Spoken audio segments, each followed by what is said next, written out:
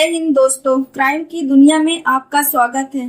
Crime की दुनिया में हम आपके लिए एक नई कहानी लेकर आए हैं दोस्तों। तो चलिए शुरू करते हैं। दोस्तों 7 सितंबर 2020 को रात के 8:30 बजे काशीपुर शहर के सड़क पर सन्नाटा छाया हुआ था और उस समय नाजिया अपने पति राशिद के साथ दवाई लाने के लिए डॉक्टर के पास गई हुई थी। तभी नाजिया के मोबाइल पर उसके पिता मुजम्मिल ने फोन किया।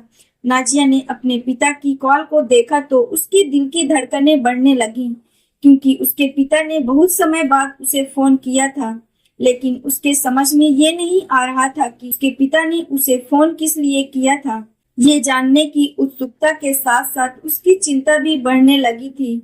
और जब नाजिया अपनी दवाई ले चुकी तो उसके पति राशिद ने अपनी बाइक स्टार्ट की और घर की ओर निकल पड़ा, क्योंकि नाजिया को वहां से घर पहुंचने में केवल 3-4 मिनट ही लगते थे। इसलिए उसने अपने पिता से कहा कि मैं घर पहुंचकर आपसे आराम से बात करूंगी। लेकिन जैसे ही राशिद की बाइक उसके घर के पास वाले मोड़ पर पहुंची तो सामने से आ रहे कुछ लोगों ने उन पर ताबड़तोड़ फायरिंग शुरू कर दी। इससे पहले कि नाजिया और राशिद कुछ समझ पाते, दोनों ही बाइक से नीचे सड़क पर गिरे और तड़पने लगे। उन दोनों को काफी गोलियां लगी थी और देखते ही देखते सड़क उनके खून से लाल हो गई। अधिक खून बहने के कारण उन दोनों की मौके पर ही मौत हो गई। इस दुर्घटना के कारण नाजिया के हाथ से मोबाइल छूटकर वहीं सड़क पर गिर गया था और अचानक उस मोहल्ले में गोलियां चलने की आवाज ने लोगों के अंदर दहशत पैदा कर दी थी। और जब घटना स्थल के आसपास के घरों की खिड़कियां खुली और लोगों ने जब सड़क पर वो दृश्य देखा तो देखते ही रह गए, क्योंकि सड़क पर 2 लाशें पड़ी थी, जिनमें एक युवक और दूसरी युवती की लाश थी। उनके पास में ही एक बाइक भी पड़ी थी और इसका मतलब ये था कि कोई उन दोनों युवक और युवती की हत्या करके फरार हो गया है। उन दोनों लाशों की स्थिति को देखते हुए आस पड़ोस के कुछ लोगों ने थोड़ी हिम्मत जुटाई और फिर बाहर सड़क पर निकल आए। और फिर देखते ही देखते घटना स्थल पर लोगों का भीड़ उमड़ पड़ा, क्योंकि वो दोनों मृतक मोहल्ले के रहने वाले थे। इसी कारण दोनों की पहचान होने में कोई परेशानी नहीं हुई। इसके बाद वहां पर मौजूद लोगों में से किसी ने मृतक राशिद के भाई के मोबाइल पर फोन करके इस घटना की जानकारी दी। घटना की जानकारी मिलते ही राशिद के घर वालों के साथ उसके पड़ोसी भी तुरंत घटना स्थल पर पहुंच गए। घटना स्थल पर पहुंचते ही राशिद के परिवार वालों ने उसकी नब्ज को चेक किया, लेकिन राशिद का पूरा शरीर ठंडा पड़ चुका था, यानी उसकी मौत हो चुकी थी। और उसके पास पड़ी नाजिया की भी मौत हो चुकी थी। घटना स्थल पर मौजूद सभी लोगों का मानना ये था कि उन्हें डॉक्टर के पास ले जाने से कोई फायदा नहीं। और फिर इस सनसनी हत्याकांड की सूचना किसी व्यक्ति ने पुलिस कंट्रोल रूम को दे दी, क्योंकि ये मोहल्ला काशीपुर कोतवाली थाना के अंतर्गत आता था। इसलिए कोतवाली प्रभारी सतीश चंद्र कापड़ी पुलिस टीम के साथ घटना स्थल के लिए निकल पड़े और सूचना मिलते ही डीएसपी राजेश भट्ट मनोज कुमार भी मौके पर पहुंचे। घटना स्थल पर पहुंचकर पुलिस ने जांच पड़ताल की तो राशिद और नाजिया के सब आसपास ही पड़े हुए थे और राशिद का चेहरा पूरी तरह से खराब हो चुका था। राशिद के चेहरे को देखकर तो यही लगता था कि हत्यारों ने उसके सिर से सटाकर गोली चलाई थी, जिसके कारण उसके चेहरे को पहचानना मुश्किल हो गया था। और फिर इस घटना को लेकर पुलिस ने राशिद और नाजिया के घर वालों से जानकारी जुटाई तो राशिद के परिवार वालों ने बताया कि उन दोनों का काफी लंबे समय से प्रेम प्रसंग चल रहा था और जिसके चलते वो दोनों घर से भाग गए थे।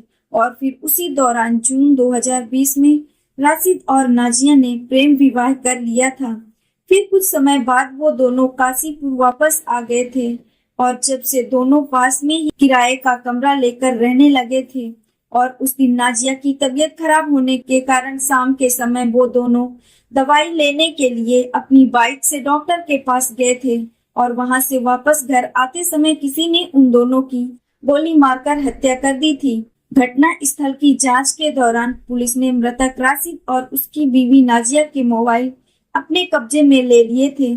और जब पुलिस ने उन दोनों के मोबाइल की जांच की तो पता चला कि घटना के समय नाजिया अपने पिता से फोन पर बात कर रही थी और ये सुराग मिलते ही पुलिस समझ गई थी कि राशिद और नाजिया की हत्या में नाजिया के पिता मुजम्मिल का हाथ हो सकता है।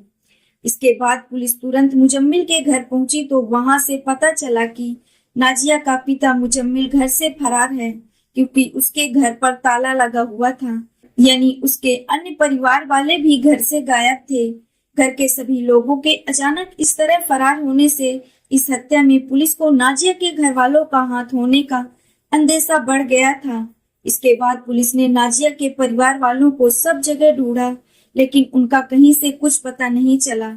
इसके बाद पुलिस ने उन दोनों के शवों को पोस्टमार्टम के लिए भिजवा दिया और फिर इस केस में मृतक राशिद के भाई नईम के आधार पर पुलिस ने नाजिया के पिता मुजम्मिल, भाई मोहसिन के अलावा नाजिया के मामा अफसर अली और जोहर अली के खिलाफ धारा 302, 342 और अन्य कई भी धाराओं के तहत मुकदमा दर्ज कर लिया। इस केस में रिपोर्ट दर्ज होने के बाद डीएसपी राजेश भट्ट और मनोज ठाकुर के नेतृत्व में अलग अलग 3 टीमों का गठन किया गया। पुलिस की टीम ने आरोपियों को अरेस्ट करने के लिए शरीफ नगर, ठाकुर द्वारा और मुरादाबाद में कई संभावित स्थानों पर दबिश दी, लेकिन बहुत कोशिश करने के बाद भी आरोपी पुलिस के पकड़ में नहीं आए थे। और फिर छापेमारी के दौरान 9 सितंबर 2020 को पुलिस को एक मुखबिर ने सूचना दी कि मुजम्मिल और उसका बेटा मोहसिन वो दोनों ही घड़ियाल रोड पर स्थित लोहिया पुलिस के पास कहीं जाने की फिराक में खड़े हैं। सूचना मिलते ही काशीपुर कोतवाली प्रभारी सतीश कापड़ी तुरंत पुलिस टीम के साथ लोहिया पुलिस पर पहुंचे। पुलिस ने चारों ओर से घेराबंदी करते हुए उन दोनों को अरेस्ट कर लिया और फिर पुलिस उन्हें लेकर कोतवाली पहुंची।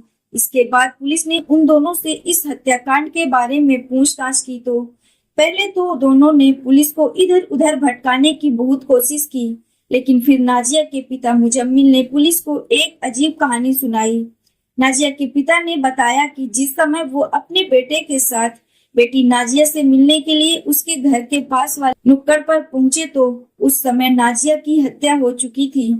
राशिद और नाजिया को उस हालत में देखकर वो दोनों बाप बेटे बुरी तरह से घबरा गए थे और उन्हें डर था कि उनकी हत्या का इल्जाम उन पर न लग जाए। इस कारण वो मौके से तुरंत फरार हो गए थे।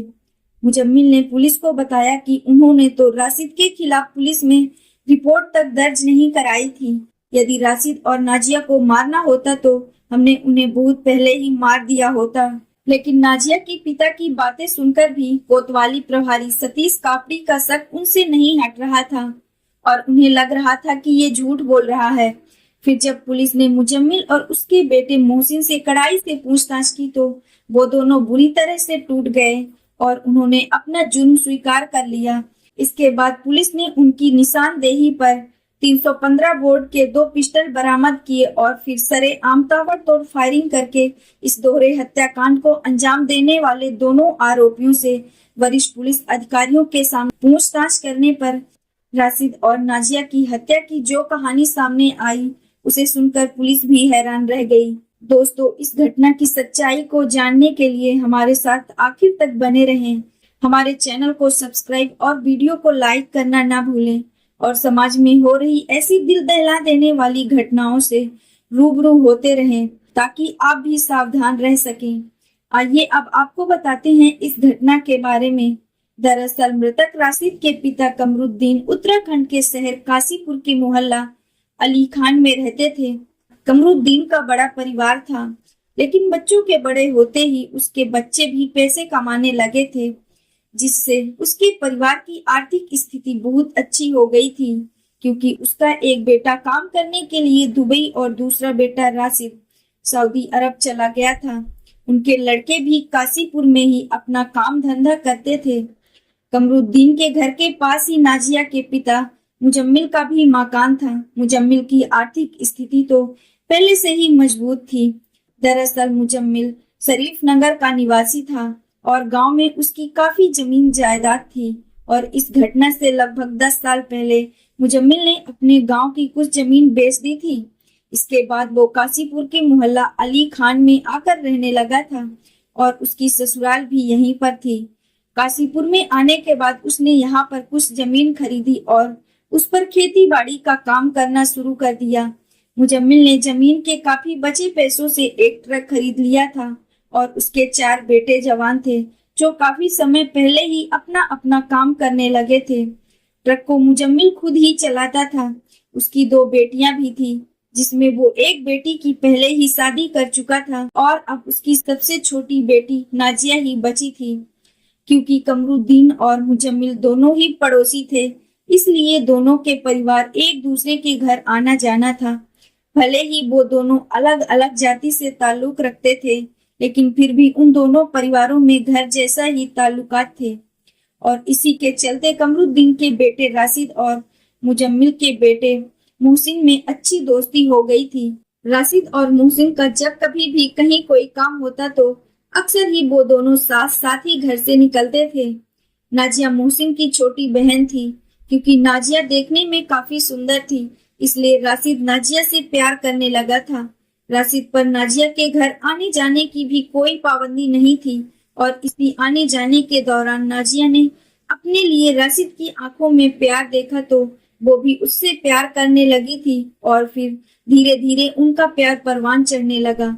लेकिन देखते ही देखते उनके प्यार के चर्चे घर की दीवारों को लांघ कर मोहल्ले में होने लगे। और जब ये बात नाजिया के घर वालों को पता चली तो नाजिया के घर वाले बहुत परेशान हो गए थे। मुजम्मिल ने अपनी बेटी नाजिया को समझाने की बहुत कोशिश की, लेकिन वो राशिद को छोड़ने को तैयार नहीं थी। इसके बाद मुजम्मिल ने राशिद के घर वालों को भी उनके बेटे की काली करतूतों के बारे में बताते हुए उसे समझाने को कहा, लेकिन इधर राशिद भी पीछे हटने को तैयार नहीं था। और एक पड़ोसी होने के नाते इन दोनों परिवारों के बीच में जो प्यार था देखते ही देखते वो नफरत में बदल गया। हालांकि दोनों ही परिवार वालों ने अपने अपने बच्चों को समझाने का बहुत प्रयास किया था, लेकिन वो दोनों ही अपनी जिद पर अड़े रहे। और जब इस मामले को लेकर दोनों परिवार के बीच झगड़ा बढ़ने लगा तो ये मामला पंचायत तक पहुंच गया और पंचायत में फैसला लिया गया कि राशिद काशीपुर छोड़कर कहीं बाहर काम करने चला जाए। और फिर अपने परिवार वालों के कहने पर राशिद सऊदी अरब चला गया। लेकिन राशिद के काशीपुर छोड़कर चले जाने के बाद इधर नाजिया उसकी याद में तड़पने लगी थी और फिर कुछ दिनों बाद उसने राशिद से सऊदी अरब में भी बात करना शुरू कर दिया और वो दोनों फोन पर प्यार भरी बातें करने लगे। लेकिन कोरोना महामारी का समय आया तो राशिद अपने घर लौट आया, क्योंकि इस समय घर आना उसकी मजबूरी बन गई थी। उसने काशीपुर में अपने घर आते ही इसी शहर में एक टायर शोरूम में नौकरी करना शुरू कर दी थी। इसी दौरान राशिद का पुराना दोस्त और नाजिया का भाई मोहसिन भी अपनी पुरानी रंजिश को भुलाकर राशिद से मिला, क्योंकि मोहसिन सऊदी अरब जाना चाहता था और वो जानता था कि लॉकडाउन खुलते ही राशिद फिर से सऊदी अरब चला जाएगा। लेकिन राशिद के सऊदी अरब चले जाने के बाद से ही मोहसिन के दिल में भी सऊदी अरब जाने की इच्छा पैदा हो गई थी और मोहसिन जानता था कि राशिद के संपर्क में रहकर ही सऊदी अरब तक पहुंचा जा सकता है। लेकिन मोहसिन के साथ फिर से दोस्ती हो जाने के बाद राशिद को तो अपने प्यार की मंजिल और भी आसान लगने लगी थी और दोबारा दोस्ती होने के कारण राशिद का नाजिया के घर फिर से आना जाना शुरू हो गया था। और यही आना जाना उन दोनों को उस मंजिल तक ले गया जहां से उन दोनों का लौटना बहुत मुश्किल हो गया था। यानी उनके प्रेम कहानी के संबंध और भी ज्यादा मजबूत हो गए थे। और फिर इस घटना के लगभग 3 महीना पहले राशिद और नाजिया अचानक घर से फरार हो गए। नाजिया के घर से फरार होते ही उसके घर वालों को गहरा सदमा लगा, क्योंकि उन्होंने ये कभी भी सपने में भी नहीं सोचा था कि एक दिन उनकी बेटी उनकी इज्जत को तार तार कर देगी। नाजिया के पिता मुजम्मिल को पता था कि वो जरूर राशिद के साथ गई होगी। राशिद के बारे में जानकारी जुटाने पर पता चला कि वो भी घर से गायब है। लेकिन मुजम्मिल को सबसे बड़ा दुख इस बात का था कि उसकी बेटी ने एक गैर बिरादरी के लड़के के साथ भागकर समाज में उसकी इज्जत मिट्टी में मिला दी थी। मुजम्मिल के मान सम्मान को ठेस पहुंची तो उसने राशिद को फोन करके उन दोनों को जान से मारने की धमकी दी। लेकिन फिर भी नाजिया और राशिद ने फरार रहते हुए ही एक मौलवी के पास जाकर निकाह कर लिया। और जब ये बात नाजिया के घर वालों को पता चली तो उनके घर में मातम सा छा गया। समाज में अपनी इज्जत पर लगे दाग को देखते हुए नाजिया के पिता मुजम्मिल ने इस राज को राज ही रहने दिया, यानी मुजम्मिल ने इस मामले में पूरी तरह से चुप्पी साध ली। फिर वो नाजिया और राशिद के वापस लौटने का इंतजार करने लगा।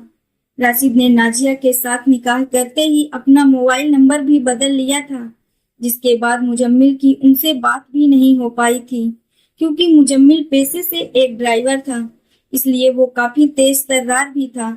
वो किसी तरह से राशिद का नया मोबाइल नंबर हासिल करना चाहता था और वो जानता था कि राशिद के घर वालों से ही उसका मोबाइल नंबर मिल सकता है। फिर उसने किसी तरह राशिद की माँ को विश्वास में लेकर उसका मोबाइल नंबर हासिल कर लिया। लेकिन जब नाजिया के पिता मुजम्मिल के सब्र का बांध टूटा तो उसने दूसरी चाल चली। मुजम्मिल ने एक दिन अपनी बेटी को फोन करके कहा कि बेटी नाजिया, तुमने जो किया सो किया। बेटी, तुम्हें देखे हुए बहुत दिन हो गए हैं। अब तुम्हारे बिना हमसे रहा नहीं जाता है। हमें अब तुमसे कोई गिला शिकवा नहीं है। तुम दोनों घर वापस लौट आओ। हम चाहते हैं कि हम तुम दोनों की धूमधाम से शादी करा दें। मुजम्मिल की ये बात सुनकर नाजिया को विश्वास नहीं हुआ, लेकिन फिर भी उसने ये बात अपने पति राशिद को बताई और साथ ही ये भी कहा कि आप उनकी बातों में मत आना। नाजिया ने राशिद से कहा कि मैं उनकी रग रग से वाकिफ हूँ। वो अपना झूठा प्यार दिखाकर हमें काशीपुर बुलाना चाहते हैं और उसके बाद वो हमारे साथ पता नहीं क्या कुछ कर डालें। लेकिन नाजिया के समझाने के बावजूद भी राशिद मुजम्मिल की बातों में आ गया और वो नाजिया को अपने साथ लेकर वापस काशीपुर चला आया। काशीपुर आने के बाद राशिद ने मोती मस्जिद के पास अली खान मोहल्ले में ही एक किराए का मकान ले लिया था और वहीं पर नाजिया के साथ रहने लगा था। इसके बाद राशिद और नाजिया के प्रति अपने दिल में भरी हुई नफरत को खत्म करने के लिए उचित समय का इंतजार करने लगा। अपनी बेटी और राशिद के प्रति उनके दिल में इतनी ज्यादा नफरत पैदा हो गई थी कि वो किसी भी कीमत पर उन दोनों को मौत के घाट उतारने की योजना बना चुका था। और उसी योजना के तहत मुजम्मिल ने उत्तर प्रदेश के गांव से 315 बोर के 2 पिस्टल और 8 कारतूस खरीदे। उसके बाद मुजम्मिल अपने बेटे मोहसिन के साथ मिलकर उन दोनों का साए की तरह पीछा करने लगा और देखने लगा कि राशिद और नाजिया कब, कहां और क्यों जाते हैं। और फिर इस घटना से लगभग 15 दिन पहले मुजम्मिल को ये जानकारी मिली थी कि नाजिया और राशिद जयपुर में स्थित कालूसित के मजार पर गए हुए हैं, क्योंकि कालूसित का मजार पथ रामपुर के जंगलों में स्थित है। वहां दूर दूर तक झाड़ियां और जंगल ही फैला हुआ है। ये जानकारी मिलते ही मुजम्मिल अपने बेटे मोहसिन को साथ लेकर मजार के रास्ते में घात लगाकर बैठ गया। लेकिन उस दिन उन्हें नाजिया के साथ राशिद दिखाई नहीं दिया, क्योंकि वो नाजिया के साथ राशिद को भी मारना चाहते थे। लेकिन उस दिन नाजिया के साथ राशिद के ना होने के कारण वो दोनों बाप बेटे घर वापस आ गए। फिर वो उन दोनों के एक साथ मिलने की खोज में रहने लगे और फिर 7 सितंबर 2020 की शाम को मुजम्मिल को पता चला कि राशिद नाजिया को अपने साथ लेकर कहीं गया हुआ है। ये जानकारी मिलते ही नाजिया के पिता ने इस हत्याकांड को अंजाम देने की पूरी प्लानिंग कर ली। लेकिन उस समय उसे ये जानना भी जरूरी था कि वो दोनों शहर में ही हैं या फिर कहीं बाहर गए हुए हैं। ये पता लगाने के लिए वो अपने घर के मोड़ पर बने हुए एक चबूतरे पर जाकर बैठ गया, लेकिन वहां पर पहले से ही कई लोग बैठे हुए थे। इस कारण मुजम्मिल वहां से उठकर वापस अपने घर चला आया, क्योंकि उसके दिमाग में राशिद और नाजिया की हत्या को लेकर जो प्लानिंग चल रही थी वो उसकी वजह से बहुत परेशान था। लेकिन जब राशिद और नाजिया को गए हुए काफी समय बीत गया तो उसके सब्र का बांध टूट गया। इसके बाद उसने नाजिया के नंबर पर फोन किया। नाजिया अपने पिता का फोन आते ही भावुक हो उठी और उसने अपने पिता को बताया कि वो दवाई लेने आई हुई थी और अब वो कुछ ही देर में घर के लिए वापस निकल रही है। ये जानकारी मिलते ही मुजम्मिल तुरंत अपने बेटे मोहसिन को साथ लेकर अपने घर की ओर आने वाले मोड़ पर पहुंच गया।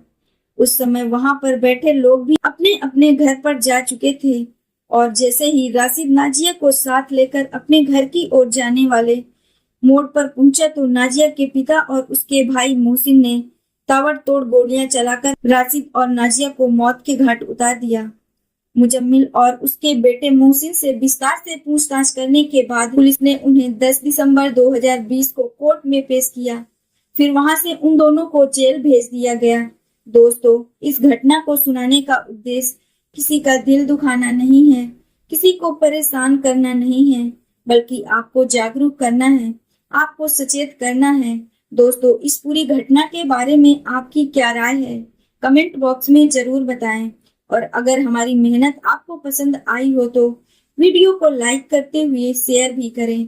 अगर आपने अब तक हमारे चैनल को सब्सक्राइब नहीं किया है तो हमारे चैनल को सब्सक्राइब कर लीजिए। राधे राधे।